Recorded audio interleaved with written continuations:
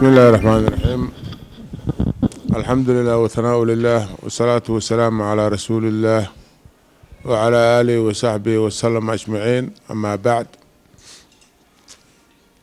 waxaa maanta farxadii ah in aan fanaaniinta Soomaaliyeed kala soo qayb galo oo isu xilqaamay inay sameeyaan film Soomaaliyeed oo ku saabsan dhibaatooyinkii, xanuunkii iyo mashaakilaadkii weynaa ee 18 sannadood ummadda Soomaaliyeed ku habsatay. aad iyo aad ayaan ugu xanuunsanaynaa wixii la soo maray. hase yeeshee wixii la soo maray in la iloobo way fiicnaan lahayd ee laga qabto tan soo socota. waxaan aad iyo aad ugu faraxsanahay go'aankii dhowaan ka soo baxay magaalada Djibouti, shirkii dib u heshiisiinta ka socda Djibouti, kaasoo ahaa in ummadda Soomaaliyeed ay ku heshiiyeen in la soo gabagabeeyo dagaalkii sokeeye ee dalka ka socday. wuxuu ahaa go'aan kooban, ma ahayn go'aanka madambeynsa ah oo ay dhinacyada weli gaareen. hase yeeshee bilow fiican ayuu ahaa. bilowgaas fiican Soomaali waa u riyaaqday, waana ku raaxaysteen go'aankaas weyn ee la gaaray. fanaaniintuna waxaan filayaa maadaamay u samaysan yihiin kicinta iyo abaabulka iyo buraarujinta iyo fahamsiinta shacbiga Soomaaliyeed arrimaha ka dhacay Soomaaliya, waanu ku wada faraxsanahay go'aankaas la wada gaaray shirkii Djibouti. waxaanse ku boorinayaa in dib u heshiisiintii go'aanka ka soo baxay la sii fidiyo, la ogolaado inay ka soo qayb galaan inta ka maqan. runtii Soomaali waxay wax ku leedahay wadajir. wax badan waxaa wax naga qaribi, waxay ahaayeen qaran patriotism ayaan jirin, wadaniyad ayaan jirin. waxaa wadaniyadii naga weeciyey wax la yiraahdo qabiil, reer anagoo reer heblow ah.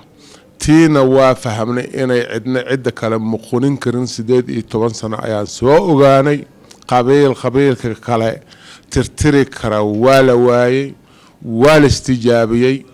waxaanu la isu tijaabanin in la isbuufiyo oo qabiilka in DDT ama sun la soo qaato la buufiyo la dhammeeyo waa la keeni waayey. hase yeeshee mar haddii la ismari waayey, waxaan ku borinayaa shacbiga Soomaaliyeed inay isu soo dhowaadaan. wadaniyada ciyaar ma aha. ku hadduu libinta haasto ee uu raaxaysanayo ku rafaadsan. 18 sano heer waxaa la gaaray qaarna inay nin Soomaali ah kafiil ka noqdaan oo ay yiraahdaan anaa kaa dameynaya inta soo mar.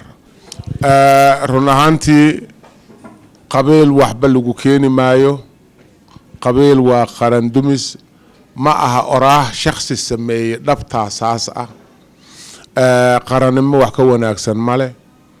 waxaan leeyahay shirkii Djibouti ka dhacay yuusan ku ekaanin inta shirkaasi ku soo heshiisay.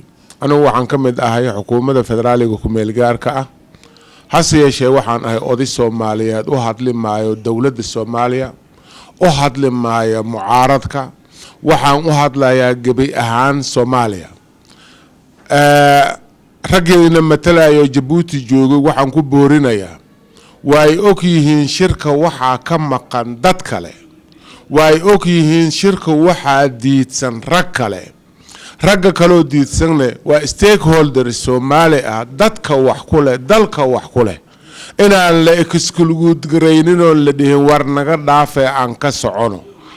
مثلا markan soo qaato waan weeqayaa arinto xasan daahir awas oo oday Soomaaliyeed ah ayaan shirka ka soo qayb galin weli qaba shirkaani wixii ka soo baxay Djibouti inaanay waxba ahayn Xasan Daahir Aweesna waxaa la sheegayaa inuu internationally condemned yahay oo wanted yahay Mareykanka ku qoray liiska madow ayaan maqlayaa ma hubo waxaan ragga Djibouti jooga ka codsanayaa haddii United Nations ay ka dhabtahay shirkan shir ummadda Soomaaliyeed isugu keenaysa inuu yahay shirka madambeena ee Soomaali loogu talagalay hadduu yahay Soomaaliyay raggiina Djibouti jooga waxaa idinka codsanayaa haddii ay run tahay Xasan Daahir Aweer in international lagu dhagan yahay inaad u codsataan cafis si uu uga soo qayb galo shirka si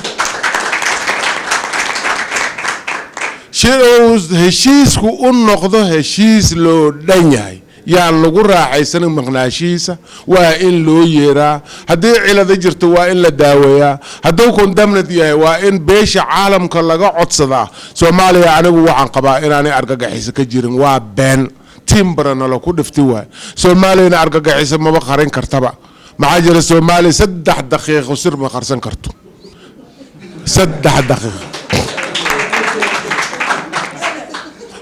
صاحبكيسا كور معنا مركز وحولي وحمكو شيغا انت كوي ارغغخيس لا شيغا اي كو جيران شان دخ سومالي دخنا ليداي wax ma qarsato Soomaaliya argagaxiso kama jirto dadka lagu kundam gareynayo ee la leeyahay argagixisa ka jirtana waa been ureysa way Soomaaliya argagixisa lagu jirto waxaan fanaaniintu أنا وركيجا سوف واقعد يهاي وحلا قرخري ما خان oday Soomaaliyeedana hay waxaan u hadlaayo ma ahanin jeclaysi ma ahanin tooxsi ma ahanin nacbaysi waxaan rabaa shacbiga Soomaaliyeed oo jecel oo aan jeclahay inay same footing qaadaan oo isla talaabo qaadaan oo isjeclaadaan waa dhibtooniyo waxaan wada leenahay aan ka soo saarno hadda ka hor waxaan idaacadaha ka sheegay oo haddana aan ku celinayo ugu wallahi ugu billahi ugu tallaahi haddii